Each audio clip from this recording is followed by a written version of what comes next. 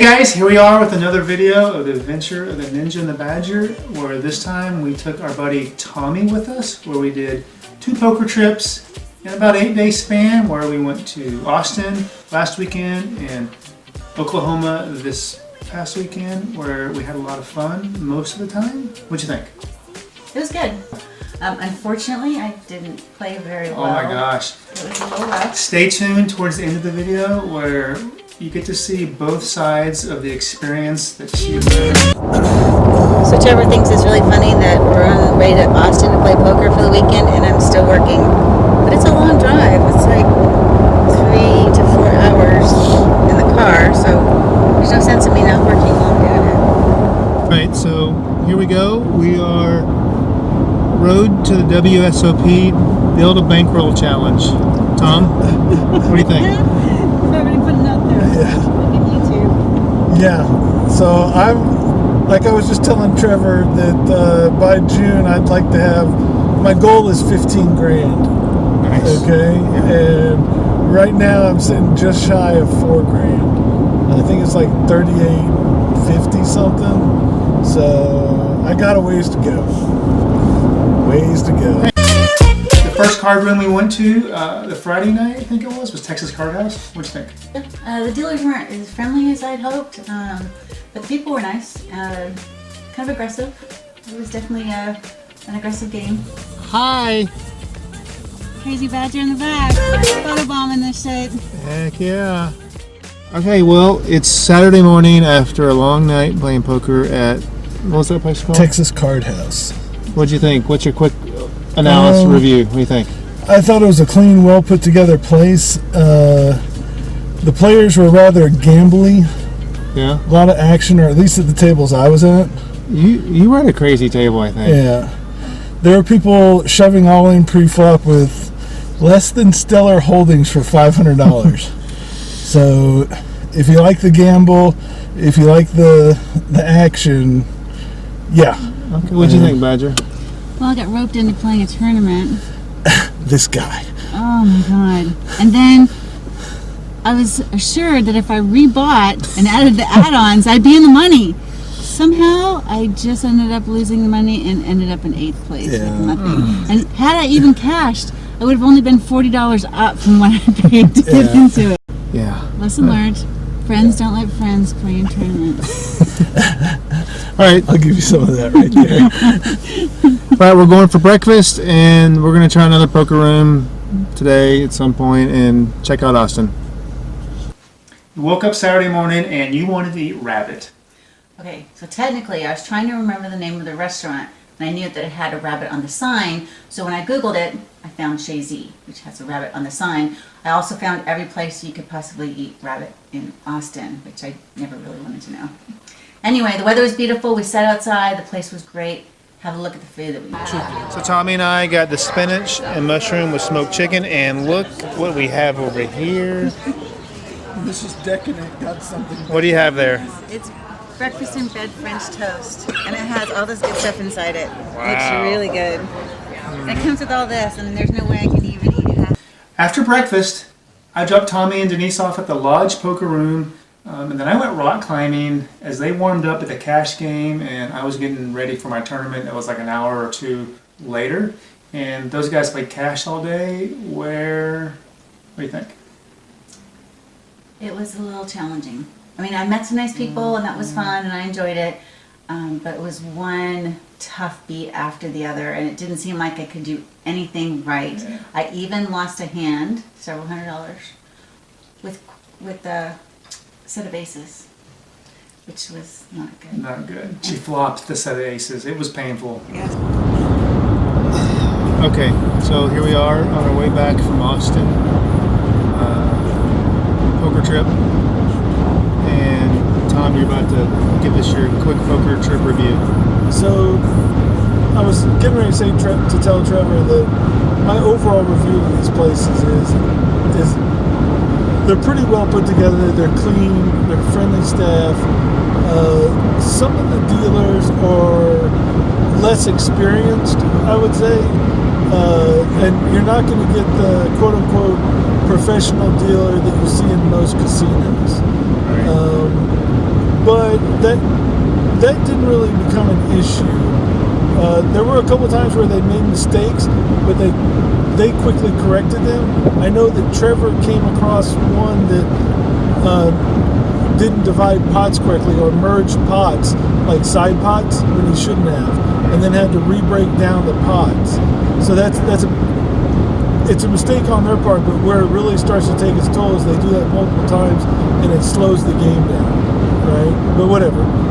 So besides that was really the only flaw that I saw. The players in these places remind me of a lot of the players that I would see in the Dallas Underground room scene, where I would call them, instead of, some of them are real poker players, okay? But then there's an element of the gambler, right? For sure. And you will see some people pushing some edges that they shouldn't be pushing, right? Like they will be calling with, second pair, hundreds of dollars on river bets, or they will... Are you speaking from a pot you might have been involved with? Well, let's ignore that. I mean, I'll be honest, disclaimer here, the guy was right to call, right? I mean, in the face of all adversity, he was right to call. I mean, not he shouldn't have thought that way, but, whatever. But besides that, I mean, there are gamblers here. And so what you will see is, what we saw on Friday night was, I was in a 2-3 game, which isn't ever going to be spread at a casino, right? But it played like a 5-10 game as far as money on the table, and then played like a slot machine, as far as the action, right? Like these guys, all in, like just going crazy. And the guy to my right went through, in a matter of 10 minutes, he lost his 700 stack that was sitting in front of him, and then lost $2,500 additional dollars coming out of his pocket. He was buying in for 500 at a time, and in a matter of one round around the table, it was gone. He was just getting railed, right? So how? Review the two rooms. What's the? So on Friday we went to Texas Card House, or what the locals call TCH, and that is the one that's been open the longest. They're the one that's sort of, for lack of a better phrase, they're leading the charge on this quote-unquote gray area of the law in legal poker rooms. And so they're sort of, I would call the granddaddy, right? And then the other rooms are either new startups or, been around for a while. And then the place we went to last night was the Lodge. Not the strip club. Not the strip club, No. correct. That was my initial thought as well, because there's a Lodge strip club in Dallas. At any rate, TCH, I thought had better dealers, and I think they ran a little bit smoother. I think the Lodge dealers were more fun though. Did you have Correct. the guy that was calling out sports players at every bet? No, I didn't know. Yeah, every time someone bet, he would, whatever the number of the bet was, he would rattle off a sport player and be like $20 for Barry Sanders or whatever, right? He's like, Interesting. Barry Sanders to go, like over and over. It was really funny. I never. You didn't get that guy? I did get the unicorn chick. The Mohawk? The Mohawk Yeah, chick yeah. Had like the Pink hair or whatever. and blue Yeah, and whatever. I call that the unicorn look, right? Right. Because it looks like a mate. She had it braided, or Right. So Texas Card House, I thought, was a fancier place, like their digs. It wasn't as big of a room. They had less tables, right, than the Lodge.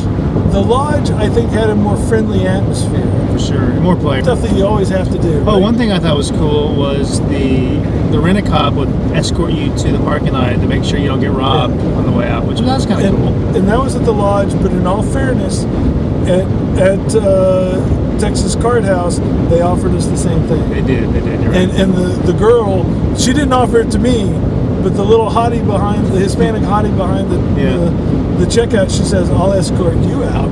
Talking to this guy, right? I'll protect you. I was like, oh my God, what's going on here? But, so, you know, that's the review. I think that is it worth it coming down here versus Winstar? Yes and no. Or if you're traveling down here for some other reason, Right. and you have a couple hours to burn, stop into one of those places, Yeah. right? Oh, you know what we didn't talk about? The rakes, well, the rake, right? Or the charging situation. That's right. Yeah. So, $10, they charge these membership fees, and it was, I believe it was $20 daily. Something like that, yeah. Both places. It might have been 10 at the Texas Card House instead of 20. I think you're right. It was 10. But then they also make you pay a deposit, but whatever, right? And the reason for that deposit is because they're charging you an hourly rate for your seat, and they want to make sure you don't run off, right? And so, I believe that if you calculate it out, you're paying less in rake when you go to one of these places. For sure. Because of that. And then I didn't realize this at first night because I didn't buy tipping chips. You have to buy these tipping chips to tip the dealers. They're a separate chip, and they're different than the money. And this is no cash value. And you just throw them to the dealer, and you have this whole separate stack of chips just for tipping. And as I was saying with the whole rake situation, it helps keep money on the table, and so you can win bigger pots, and there's more money moving around. It seems like, right? Where the nut kick comes in is when you're leaving the place, all of a sudden you get, like, say you've been there for 6 hours, you're going to get charged their hourly rate, which is $10 an hour, okay? And all of a sudden you now owe somebody $60, right? Now, if you just won 500, 600, whatever, right? And you're thinking clearly, you know, you're like, okay, that's not bad, right? And that money would have come out of the stacks anyway, and thus you wouldn't have won, you know, $500 or $600. You would have only won, you know, $500 or $600 minus 60, right? Or whatever, right? You know, or actually, probably if it was a real rate game, probably minus 100 to 120, right? And so,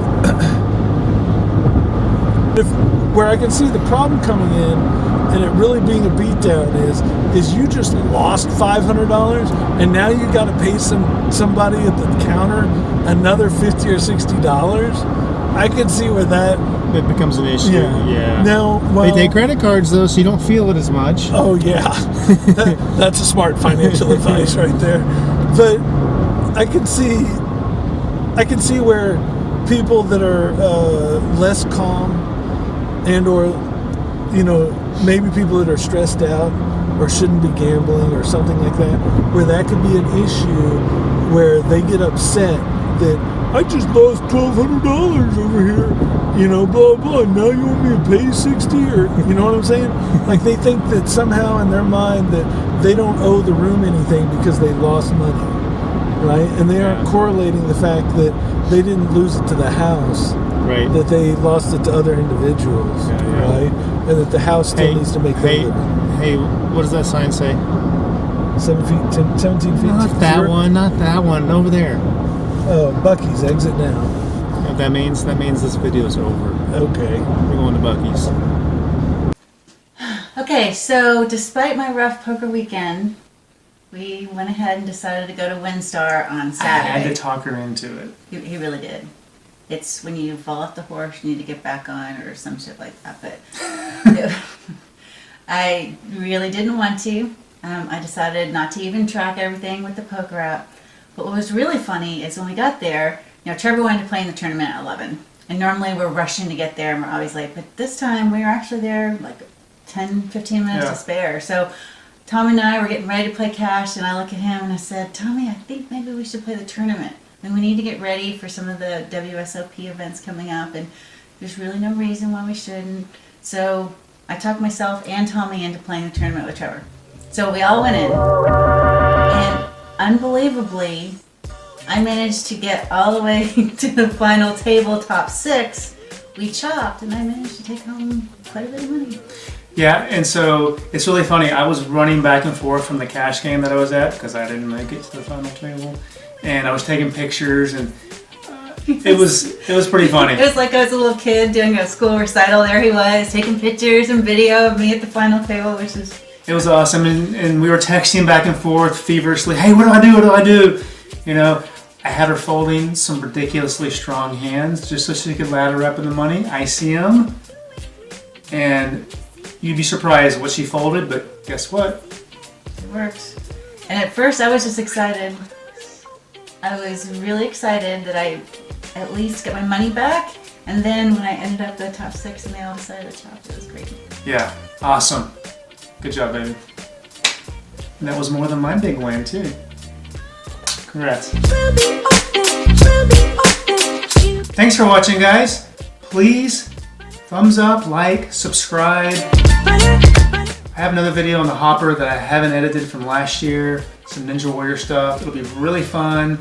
We have more poker trips coming up because when it's cold like this, it's much more fun to play poker inside than go outside and be cold. Anyway, subscribe. I don't know, wherever the subscribe button is. Do that. Oh, and Les, thanks for the invite for the Super Bowl poker tournament. I took 3rd, and I still lost $20 because I rebought too many times. But had a great time. Cool trophy. Good stuff. See you guys next time.